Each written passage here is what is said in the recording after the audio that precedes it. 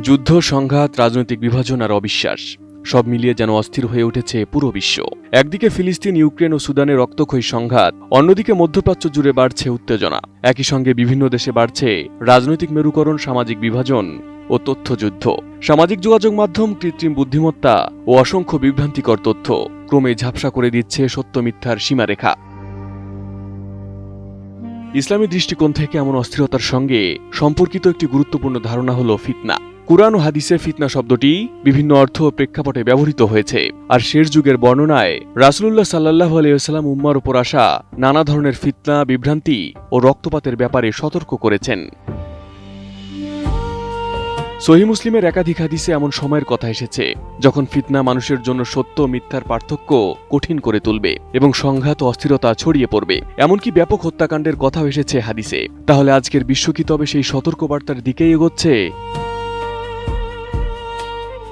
Falcon aluminium multilayer anodised হওয়ায় সম্পূর্ণ scratch proof. Falcon aluminium. গত কয়েক বছরে যুদ্ধ, সশস্ত্র সংঘাতের পরিধি বেড়েছে।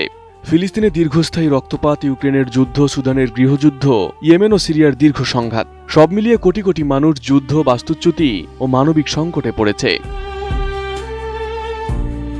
তবে সংকট শুধু যুদ্ধের ময়দানে সীমাবদ্ধ নয়। মুসলিম বিশ্বের অভ্যন্তরীণ বিভাজনও বড় প্রশ্ন হয়ে দাঁড়িয়েছে। মতাদর্শ, রাজনৈতিক স্বার্থ, জাতিগত পরিচয় এবং সুন্নি শিয়া বিভাজনকে কেন্দ্র করে বিভিন্ন সংঘাতে মুসলমানের রক্ত মুসলমানের হাতেই ঝরছে। সাম্প্রতিক সময়ে মুসলিম দেশগুলোর মধ্যে নতুন করে প্রতিরক্ষা ও কৌশলগত জোট গঠনের উদ্যোগও দেখা যাচ্ছে। বিশেষ করে মক্কা প্রতিরক্ষা চুক্তিকে কেউ কেউ পশ্চিমা সামরিক জোট ন্যাটোর আদলে দেখছেন। তবে বিশ্লেষকদের মতে এর অন্যতম প্রধান লক্ষ্য ইরান সমর্থিত সশস্ত্র গোষ্ঠীর হুমকি মোকাবিলা এবং সদস্য দেশগুলোর পারস্পরিক নিরাপত্তা জোরদার করা। ফলে মুসলিম বিশ্বের ঐক্যের প্রশ্নেও রয়ে যাচ্ছে বড় সংশয়। তাহলে রাসূলুল্লাহ সাল্লাল্লাহু আলাইহি ওয়াসাল্লাম এমন একটি সময়ের কথাই কি বলে গিয়েছিলেন?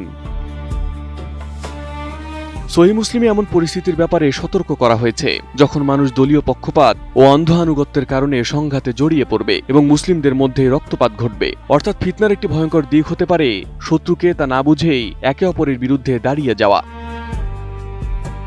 তবে ফিতনা শুধু যুদ্ধ বা রক্তপাতের নাম নয়, এটি ইমানেরও পরীক্ষা। রাসূলুল্লাহ সাল্লাল্লাহু আলাইহি ওয়াসাল্লাম বলেছেন, এমন ফিতনা আসবে যা অন্ধকার রাতের টুকরোর মতো। তখন মানুষ সকালে মুমিন থাকবে, সন্ধ্যায় ঈমান হারাবে। আবার কেউ সন্ধ্যায় মুমিন থাকবে, সকালে ঈমান হারাবে। এমনকি কেউ দুনিয়ার সামান্য স্বার্থের বিনিময়ে নিজের দিন বিক্রি করে দেবে।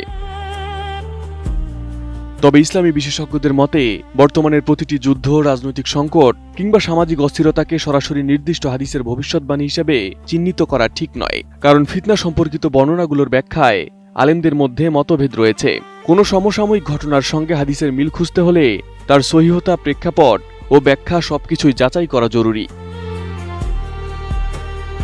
Arif Hasan, ATN news.